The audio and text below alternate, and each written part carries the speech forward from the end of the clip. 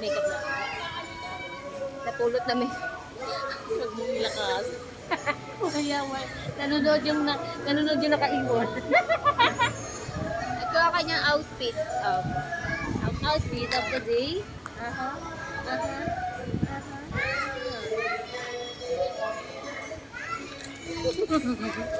Come on, alas ko.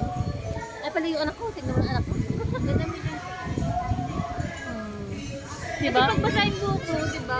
Ang pangit, dapat pala hindi binabasa yung buhok pag nagpipicture, no? Ganda-gandahan mo. Hindi mo marunong lumango. Marunong kayo magpalunod, okay?